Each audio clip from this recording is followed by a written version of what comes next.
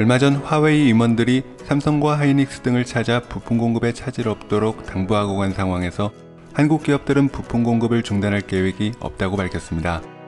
이는 제2의 사드 보복에 대한 우려를 고려하지 않을 수 없고 국가 차원의 조치가 나오지 않은 상황에서 개별 기업이 거래 중단 여부를 결정할 사안이 아니기 때문인데, 이번에 화웨이가 추가로 받아든 제재 조치는 결국 한국 기업밖에 의지할 곳이 없는 상황이 되면서 호재와 함께 고민도 함께 늘어날 것으로 보입니다.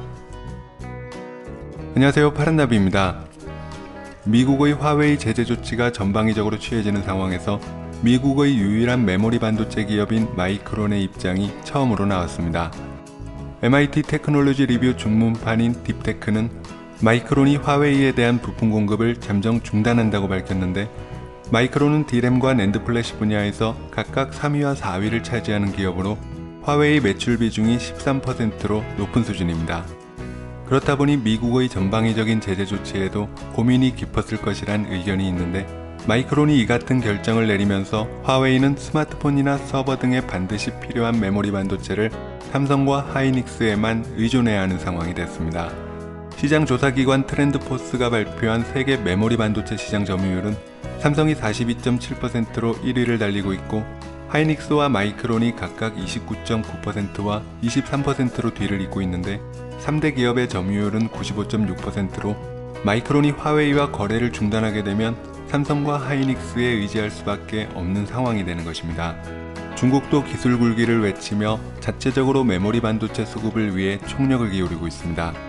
D램은 허페이 창신과 푸젠 진화가 맡고, 낸드는 칭화 유니가 맡았는데, 푸젠 진화는 마이크론과 라이센스 계약 없이 마이크론의 생산 라인을 도입했기 때문에 소송을 당했다가 재판에서 패소하면서 장비 수급에 문제가 생겨 독자적인 D램 생산이 어려운 상황입니다.